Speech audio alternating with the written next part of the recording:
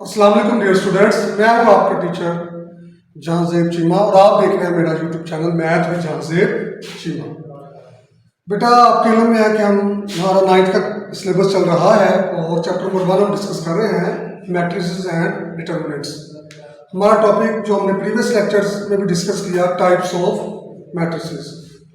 आज भी हम उसकी मज़ीद कुछ टाइप्स डिस्कस करेंगे। ये इम्पोर्टेंट लेक्चर है, इसलिए इसको ज़रा आपने तवज्जो से सुनना है और अगर कोई मसला मसाइल हो तो आपने कमेंट सेक्शन में उससे ज़रूर पूछना है। और आपकी याद आने के लिए एक बात कि आप इसको ज़रूर सब्सक्राइब करें, चैनल को लाइक करें, वीडियोस को फिर दोस्तों के साथ शेयर करें।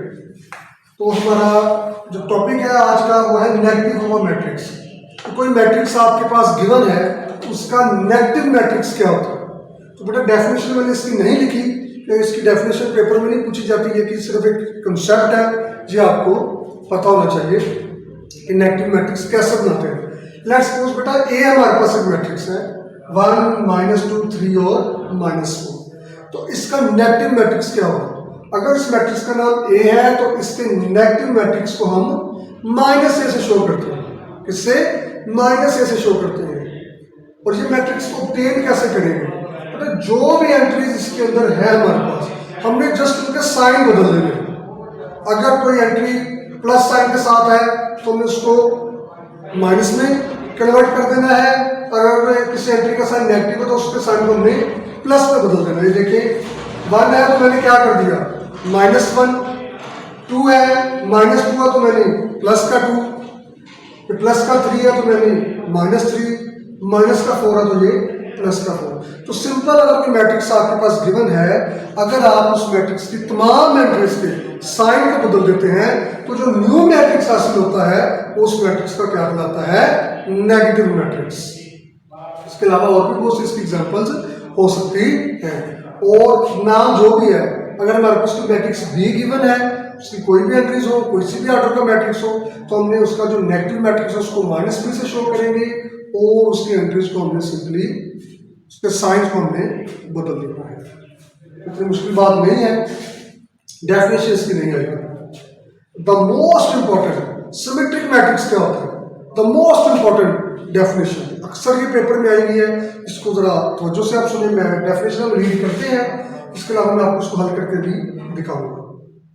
तवज्जो सुनिए बात। अक्सर बच्चे इस बात को अंडरस्टैंड नहीं करते और फिर परेशान रहते हैं। Matrix A is symmetric.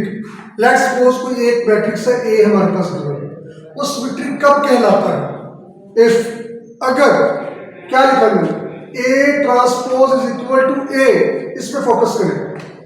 Matrix जो ए है हमारे पास, हमने उस पर ट्रांसपोज अप्लाई किया है। ट्रांसपोज कैसे अप्लाई करना है हम पिछले लेक्चर में सीख चुके हैं। एग्जाम्पल करते हैं तो मैं आपको दोबारा उसको रिपीट करवा देता हूँ। ट्रांसपोज लेंगे और हमारा आंसर दोबारा ए आ जाए। ट्रांसपोज लेने से ओरिजिनल मैट्रिक्स पे अगर कोई फर्क ना पड़े तो उस मैट्रिक्स ए को हम क्या कहते हैं, मैट्रिक्स क्या है, सिमेट्रिक मैट्रिक्स। एग्जांपल मैंने एक आपके सामने लिखी है 1 2 2 3। तो सबसे पहले आप इसको नाम दे दें, ये हो गई हमारी 1 इक्वेशन। अब क्या करें, ट्रांसपोज अप्लाई करें, दोनों साइडों पे ट्रांसपोज अप्लाई करना। तो ट्रांसपोज आप डायरेक्ट भी ले सकते हैं और दोनों साइडों पर आप इस तरह अप्लाई भी कर सकते हैं। दोनों साइडों पर मैंने क्या कर दिया, ट्रांसपोज अप्लाई कर दिया है।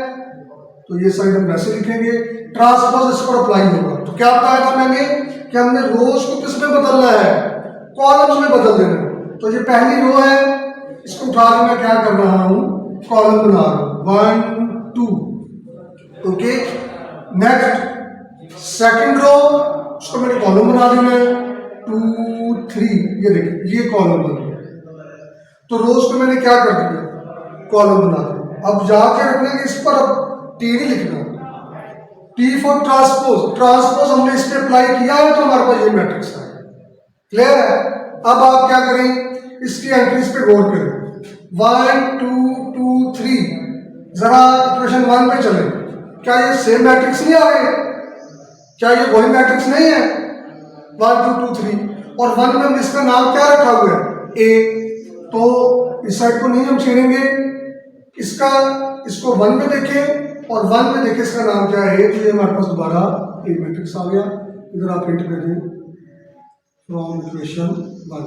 इक्वेशन 1 पे इस मैट्रिक्स का नाम हमने ए रखा है, तो उसकी जगह पे इसका नाम ए रख सकता हूं। तो देखिए बच्चों, हमने एक मैट्रिक्स लिया, उसका ट्रांसपोज लिया, ट्रांसपोज लेने के बाद हम देखा कि दोबारा हमारे पास गिवन मैट्रिक्स आ गया। तो ये जो ए मैट्रिक्स हमारे पास गिवन है, ये क्या कहलाता है, सिमेट्रिक मैट्रिक्स। ये खास किस्म के मैट्रिक्स होते हैं। आपकी बुक पे 3x3 वाली एग्जाम्पल है, मैंने जरा आपके लिए इजी एक एग्जाम्पल चूज की है, तो आप उसको सेम ऐसे डेफिनेशन लिख सकते हैं, उसकी एक एग्जाम्पल दे सकते हैं। कंसेप्ट उसका यही है। क्लियर बच्चों, आगे चलते हैं। अब स्क्यू सिमेट्रिक मैट्रिक्स क्या है, इससे थोड़ा सा डिफरेंट है स्क्यू सिमेट्रिक। पहले रीड करते हैं, उसके बाद उसको हल करेंगे। Matrix A skew symmetric, matrix A skew symmetric लाएगा if A transpose equal to minus A, कि अगर आपके पास एक गिवन मैट्रिक्स है, आपने उसका ट्रांसपोज लिया और जवाब ए नहीं आया, माइनस ए आ गया। माइनस ए क्या है, अभी हमने ऊपर रीड किया कि एक ऐसा मैट्रिक्स आ गया जिसके जो साइन थे वो ए वाले नहीं थे, हर एंट्री का साइन ए से मुख्तलिफ था। तो ऐसे मैट्रिक्स को क्या कहेंगे, स्क्यू सिमेट्रिक। डेफिनेशन कर दो, उम्मीद है आपको क्लियर हो जाएगा। ये हमारे पास एक मैट्रिक्स लिखा हुआ है ए 0 2 -2 और 0। तो अकॉर्डिंग टू डेफिनेशन मैं सबसे पहले क्या अप्लाई करूंगा, दोनों साइडों पर ट्रांसपोज। यानी मैं ट्रांसपोज अप्लाई करता हूं,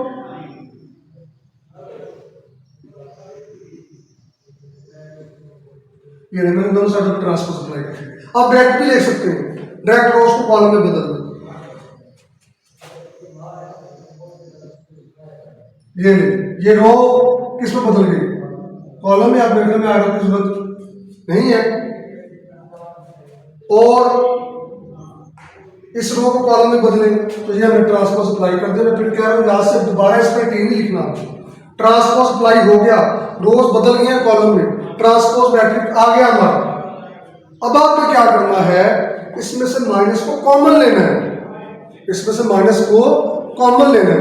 बेटा अगर हम माइनस को मल्टीप्लाई करवा सकते हैं ना अंदर, तो माइनस को कॉमन भी ले सकते हैं। ये हमने पहले भी सीखी हुई है बात 8th में, दोबारा इसको मैं रिकॉल करवा देता हूँ कि कैसे माइनस कॉमन लेते हैं। बाहर माइनस लिखेंगे, सबके साइन बदल देंगे।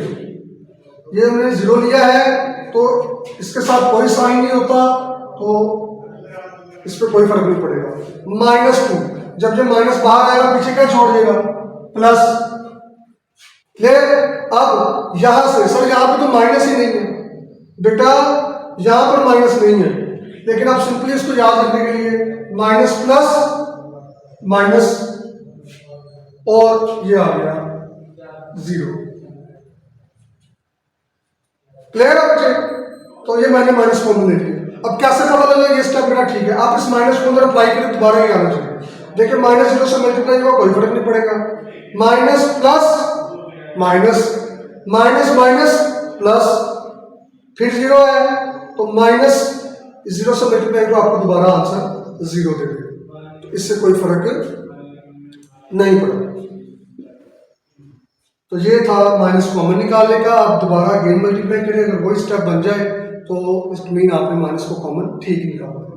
उसके बाद आप जरा, ये मैं स्टेप इधर लिख रहा हूं, नीचे जगह नहीं है, तो ये माइनस, और ये देखिए इसको जरा, इसको मैंने 1 का नाम दे देता हूं। ये देखिए जरा, इसको इसके साथ कंपेयर करें 1 के साथ, क्या ये सेम मैट्रिक्स नहीं आ गया, 0 2 -2 देखिए जरा। और इसका नाम मैंने क्या रखा है, ए, तो जो माइनस अपनी जगह पे रहेगा, और इसकी जगह पे 1 में देखिए मैंने इसका नाम क्या रखा है, ए। इधर आप लिख दें फ्रॉम 1। क्या किया आपने, एक मैट्रिक्स था, उस पर ट्रांसपोज अप्लाई किया। ट्रांसपोज अप्लाई करने के बाद हमने माइनस कॉमन लिया, तो हमने देखा कि ए की जो है किसके इक्वल आ गया, -1। ऐसा मैट्रिक्स जो है वो हमारा क्या कहलाता है, स्क्यू सिमेट्रिक। तो बेटा सारे मैट्रिक्स पर ये रूल्स एप्लीकेबल नहीं होते, कुछ सेटिंग ऐसी होती है, कुछ मैट्रिक्स के उसमें ऐसे एलिमेंट्स होते हैं जिन पर ये हमारी कंडीशन फुलफिल होती है कि ए की आप ए ट्रांसपोज ले तो ए आ जाए। सब मैट्रिक्स ऐसे नहीं होते, लेकिन जो भी इस कंडीशन को फुलफिल करेगा वो क्या कहलाएगा, सिमेट्रिक। और जो इस कंडीशन को फुलफिल करेगा वो क्या कहलाएगा, एक्सक्यूज करके। उम्मीद है बेटा आपको मेरी बात समझ आ गई होगी। अल्लाह।